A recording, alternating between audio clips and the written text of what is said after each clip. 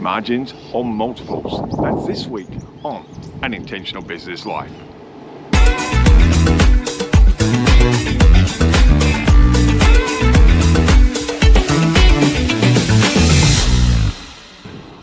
Hi guys, welcome to An Intentional Business Life, and this week we are going to be talking about margins or multiples. Yeah, we're going to be talking about how you're going to price everything up, and this is a really interesting scenario, and I really want to take you through because it can make the difference between just making wages, making real profit, and actually making real wealth. So I've made a few notes. I'm going to walk and talk as we go around my favorite hub. I'm going to show you this for the morning, as I always do. It's absolutely sensational down here. Isn't that fantastic? Absolutely beautiful. Okay, so what am I talking about? Well, I know that a lot of people are taught to price everything on margins. You know, what's my margin? What's my markup? You know, am I getting 20 or 30%? And it really is an interesting question because, you know, you shouldn't really be thinking like that. You've just pinned yourself right into a nasty little box, you know, and it's limited your earning capacity. It's actually limited you to employ other people, because as soon as you do, they're chopping straight into that 20 or 30%, and that's not really good at all. That can make a massive impact onto your bottom line, into what actually ends up in your pocket. I'm just checking out the dog down there. Absolutely gorgeous. Okay, I don't think he'd like me filming his dog. So, whether you're selling a service or a product, your job is to actually make money. I know that might sound a little bit obvious, but you know, quite a few of us, when we first start off, it's normally a hobby, you know, and this is true. But hobbies lose money. So if you're losing money, you're in a hobby. Now, when it becomes a passion, you normally find that you're breaking even. And then when you're making money, well, now you're in a business. So they're the three definitions and the three stages that quite a few people go through. And I really want you to go through them really, really quickly, because I'm not really interested in the losing money part or the breaking even part, but it's the markups and the margins that'll see you breaking even for a lot longer than what you have to. My goodness, the wind going through those sails out there. It is howling. I don't know if you can hear that. You can see the windmills all turning. It's incredible. Check out them out. Absolutely unbelievable. So your responsibility is to make money. And I can tell you this, there's only 40% of businesses that make real money. So if you're making money, you're already in the top 40%. And once you get into that $1 million category, I mean making $1 million, not turnover, making $1 million in your pocket, you're really starting to head into this 15 and 10% realm. So there's not, you know, much competition up here. And what's the difference is not very much. I'm just going to turn this page, guys. Get on in my power. Just walking past the doggies. Okay, so what we've got to realize is that time is our enemy. Okay, and what I mean by that is that we've only got so much time. You know, we've got only so much time that we're going to make our money so we can enjoy it. You know, none of us really know how long we're here for anyway, so why not just go for it and maximize the amount of time you can enjoy your wealth. That's what it's all about. So if we have a look at the pricing, right? So I want to make $1 million, and this, I'm going to make it really, really simplistic. And I get some pushback on this, but this is about what it comes down to. If I can sell something, and I can work out all my costs and what it actually costs to produce, and I walk away with $1, and I actually want to put $1 million in my pocket, I've got to sell 1 million items. It's as simple as that. That's 1 million. However, and you hear me talk about this before, if I can add a zero to that, price is made up, by the way. Price is made up. You know, otherwise, why can't you go down the markets and buy a handbag for $10 or do what I did and go buy $19,000 for them? one of my crazy stories. But you can go into the Gucci stores, you can go into the Prada stores. Why are people paying thousands for those? They don't cost thousands of dollars more to pay. They've just added a zero. Price is made up. So let's not get too hung up on that one. But if you add a zero to your $1 now, rather than doing percentage markups, just say, no, I want to walk away with $10 from each one of these things. Well, you've just moved a zero. You've taken a zero off the million and you've added it to the dollar, which means now your $10 you've decided you want to make per item or per sale, you've only got to do 100,000 of them. That's a huge drop. And it's only in your mindset, and that's what Prada and all of them do. This is how they think. But they go even further. They say, well, if we can do it with one of our zeros, check him out. He's absolutely gorgeous. Yeah, make him a YouTube star. Here's the guy I think I'm talking about him. You've got to have fun when you're doing these things, don't you? Okay, now imagine you take another zero off the 100,000, and instead of saying, no, I want to make $10, I want to make $100.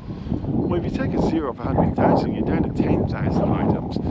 All you did was move a zero. I'm telling you, it's a mindset. So now instead of having to sell 1,000,000 of these items, I'm now in 2 moves, gone down, and only now have to sell 10,000. Now 10,000 is still a lot, but it's a lot easier than the other game.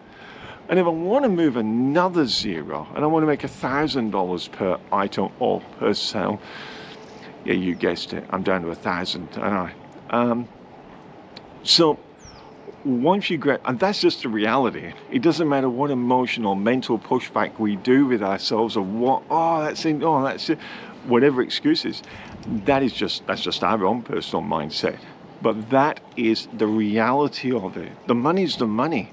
The rules don't change. If we want to make that $1 million in our pocket, that's the game we need to play. Now, I do sales, and one of my recent, because I still do business, and one of my recent businesses, we were talking about this, and they said, we're going to sell this particular item for the company. And they were at the table, the boarders at the table were saying, so what's our markup? And I'm going, what markup? I'm not interested in markup. And he goes, no, I want to make $100,000 a product. I want to sell 10 of these things and the company makes $1 million net in its hand. They were like, but it's a big ticket item and it can be eaten up. So when you're doing this, it's not the fact you can't do it because all the expensive brands already do it. So it can be done. It's only just us. It's only our mindset that puts the barriers in the way. What it is how do you justify the price?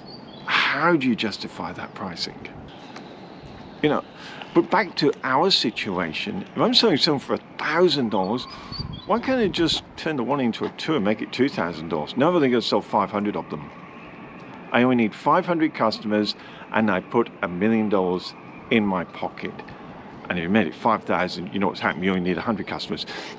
But right there, I know that if you're in a service-orientated business, you're adding advice or whatever it is, you can do this.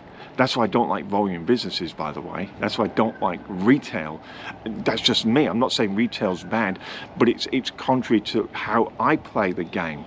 So most of my people that work with me, they're all consultants, they're all advisors, they're all people that help people in their health, their wealth, or their relationships. So let's have a look at it. Let's have a look at how you can go from, I don't want to say bottom feeder, but we've all been there, haven't we? Where we're just scratching out a living. It reminds me of the chooks in the backyard. Maybe I shouldn't say stuff like this, but to Prada and Gucci and Rolex, and let's go there.